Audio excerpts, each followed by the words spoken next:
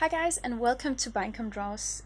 Today I want to introduce my first landscape tutorial for YouTube, which means that I'm going to create a lush green landscape and I'm going to take you through the process of how I will do this.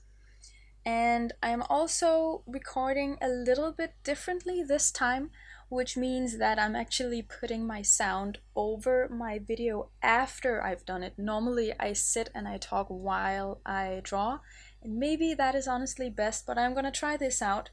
No matter what the method we're using, I'm still going to talk you guys through how I'm creating a landscape in Procreate. The first thing that I do is of course to plot down my landscape, and as you can see here I start out by drawing in some rock formations in the forefront. I already decided from the get-go that I wanted to do something that was sort of, you know, a vast green landscape with lots of hills and lots of rocks, and it should be really lush to look at with a blue sky.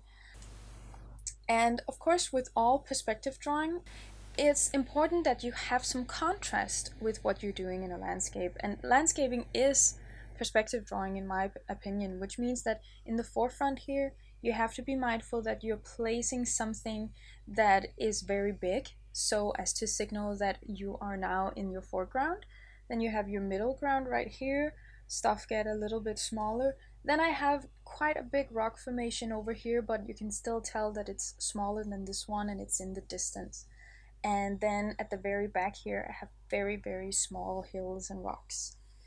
So be mindful of your perspective when you're plotting in a drawing. And the brush that I am using is from my own brush set that maybe some of you guys know, which is called Deluxe drawing brush set. And it's all brushes that I created for myself and for my purpose.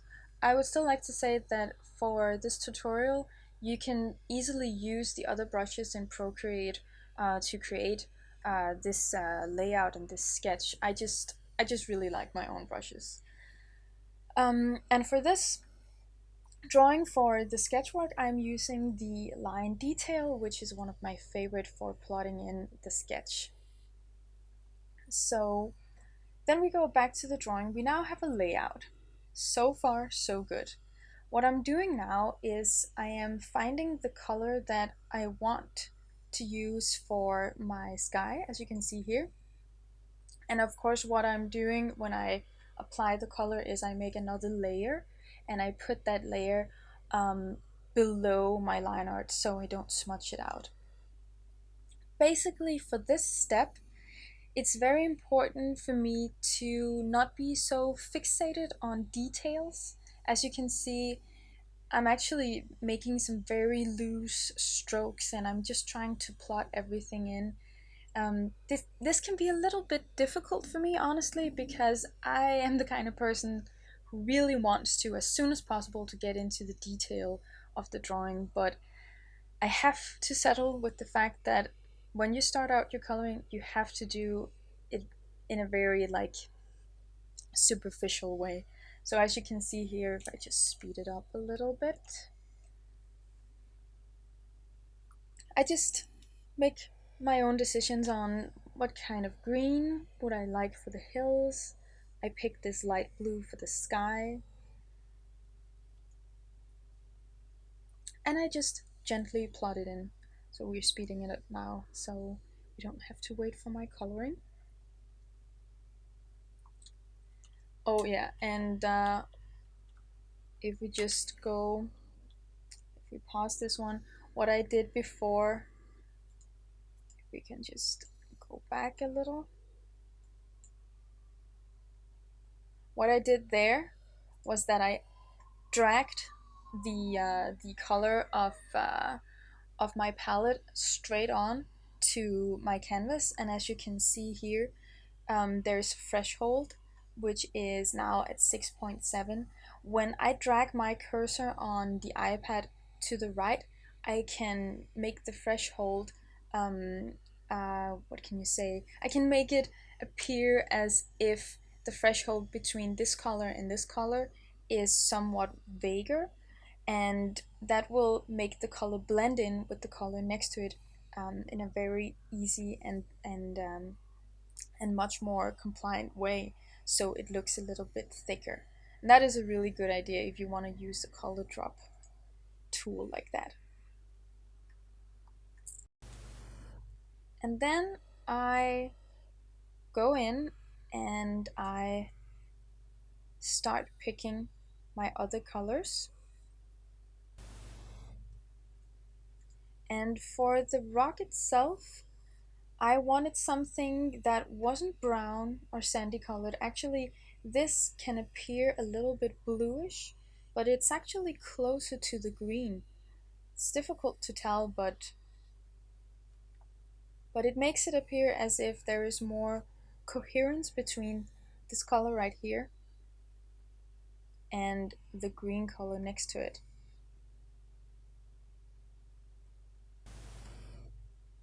And as you can see here, I don't use the color drop tool. And the reason that I don't do that is not that it's not possible to, say, draw in a vast area and then color drop it. Sometimes I just like to sit and color my drawing in manually. I don't know why, but I think it's kind of therapeutic for me, honestly. But as you can see here, I'm starting to get a layout and a feel of my drawing with very basic colors. And this gives me a very good base for which I can apply details later on. Now I'm going into my grass brushes, which are brushes that I made for, actually for this drawing specifically, but I've been wanting to make them for a long time because I felt like Procreate needed some vegetation and foliage brushes, and unfortunately it doesn't come with the program, so I made some myself. And I don't know if I said this before, but with all of the brushes that I use in this video, they are available for download. I put them on my Etsy store for a very fair price. At least I think so. It's what I would be able to afford in my current state. Um, so if you use Procreate and you don't have these brushes and you're like, oh, then I can't do this. Not true. You can still use the same technique, but honestly, it is a lot easier to create this grassy kind of texture if you do have proper grass brushes for the purpose. But what I'm doing right here is I just gently smooth in the grass, and I make sure that I turn the size of the brush up and down.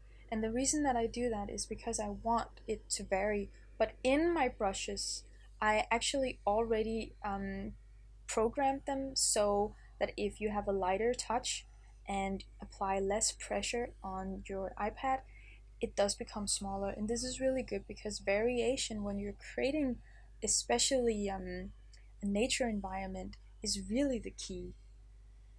And not only variation in brush size, but also in color. As you can see here, I have a vast mixture of different colors, and I don't just go up and down in the color scale from a lighter green to a darker green. I make sure that I also move around the color picker on the palette so it becomes a little bit more yellowish here. And for example, in this green, it goes more towards the blue color. So make sure that you variate your color scheme when you're making foliage, and basically in almost all kinds of coloring, it's a very good idea to have a variation in your colors. And sometimes you can't really tell how yellow this actually is, but it does have like a really high amount of yellow in it. It still looks green though because it fits together with the rest of the landscape. As you can see, when I move into the drawing, I also turn down the brush size on my grass brush. And of course I do that again because I have my perspective in mind, which again means that when you're in the foreground, things appears bigger, and then when you move into the background, it is smaller.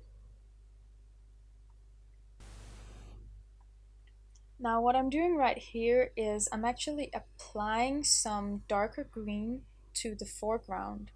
And the reason I'm doing that is again to create some variation in shadows. So maybe I'm imagining that something that you can't see in the picture is actually casting a shadow here. And it creates just like a nice frame for the picture. Also, another tip when you're doing landscape drawing, or any drawing in particular, but especially when it comes to landscaping, I zoom out my picture quite a lot, and that is of course a little bit annoying for you guys when you're looking at the tutorial, but when you're in the process of drawing, it's a really good idea that you sometimes zoom out and then you get some perspective on it, and maybe something looks a little bit off or weird. The eye will catch that better if you zoom it out and then you allow yourself to see it in a new and other way. So the next thing that I'm doing with my landscape here is that I'm applying some highlights on the cliffs, and that is simply just to give it like a more 3D kind of effect. So you can see here where the cliff goes further into the shade here, it's darker, and then on the oh sorry on the edges right here it gets hit by light, so of course that will appear a little bit lighter. All of my details that I'm putting on this drawing are actually made in just one layer. So it's like I have my line art layer, I have that at the bottom, then I have my oh I'm sorry, I have it on the top of my layer order, and then I have my coloring layer with the base colors, which is, you know, the simple green and blue, and then my detail layer where I put in all of the grass and all of the highlights here. Actually, I just showed it right here, so if we just pause it, you can see I have my line art layer here, which is on the top of my color layer, and then I put in the details. And it's really up to you guys if you want the details to be in the middle here, because maybe you want to keep your line art intact so you can see what you're doing. But I actually like to start a process of plotting in the details of the grass and the lights and textures on the cliffs. I like to have that on top of my line art. And the reason that I like to do that is because then I am sort of gradually erasing the line art of my drawing instead of erasing it with my eraser afterwards. This is just a process that I like, but it does take a little bit of courage to do so, because when you're drawing on top of your line art, you're also removing your recipe for where you want to go with your drawing. So it's really up to you. Okay, what I'm about to do now in my landscape is I'm putting in a layer on top of everything that I'm putting into multiply. And the reason that I'm doing that is because I want to apply some shading to it. And then I can erase the shade afterwards, and then I can plot in the light. What I just did there, if we go a little back again, I put the opacity just below half so you can see what you're doing. Then I create a layer mask. I go in and collect my airbrush, and I start to erase some of that shadow that I just put into my multiply mode. And as you can see, it sort of gives the environment a bit more life, because now you get a feeling that you actually have some shadows in it that you work with. And you could draw in the shadows manually. I honestly think that this method gives a better overview of the drawing. As you can tell here by my own process, sometimes maybe I erase too much of the shadow, it becomes too light, and then I'll go backwards. So don't be afraid to undo a couple of times and make sure that you get it right. Right now, I'm back in my detail layer where I created the, down here, my detail layer. Maybe I should have named it for the purpose of the video, but I suppose you can tag along with me. And I just blended out the sky and the clouds a little bit to create a more like mushy cloud feeling. Okay, right now I am going to create a layer in overlay mode, and I am going to draw in a little bit of extra lighting. And as you noticed, I put this lighting in a sort of yellowish tone. And that is, of course, because the sun immerses with a yellow light. And again, just like our trick before with the multiply layer, this overlay layer with some extra highlighting just creates a really nice sense of life in the picture. Okay, now I'm back again into my detailing. And the process for me usually with all pictures is I start pretty early to go into the details, but then I leave it, then I put in some light and some shadows, and then I go back into detailing. And this is the stage where I get a little bit more refined in my details. As you can see, I put in some more particular highlights on my rock formations here, a bit more edges. I make it appear a little more rocky, and it just adds so much to the picture. What I'm doing right here is after I applied some of the highlights, I started applying some darker colors into my edges here, and that is again to give this rock a bit more texture and a more 3D kind of formation. And what I just did with creating these sort of cracks in the rocks, that is just a neat trick for rock formation in general, to have not only cracks running in this direction right here, the is it vertical or horizontal? I should so know this, but what I mean is to say that I keep running cross sections, and that gives, you know, it gives a more lifelike sense of a rock. And you can see it right here as well too, that they're running across the rock like that. So it seems like it's cracked a little bit, and you can see the different layers in it. And now I'm just trying to refine it a little bit with the grass. I'm trying to keep some of the edges, for example here, I keep it a little lighter. And that is again because the light will hit the edges and make it appear lighter. So you have the darker green further in, and then the lighter green further out. And now my drawing is actually slowly starting to come more together. It has a bit more life. I placed some high grass in the foreground right here, again with a mindful eye of perspective. I even blurred it a little bit some places because maybe you want to give the appearance that it's this area right here that's actually in focus, and the objects that you have in the foreground right here is what is so up close to you that it actually appears as if it's blurred in a way. But yeah, this is the final picture. When I was done recording this video, I went back to it and I refined it a little bit more. I changed the sky a little bit, and I smudged out the clouds to make it appear more cloudy, and I did some more details, but this is what I ended up with. And yeah, I hope you guys liked this video tutorial.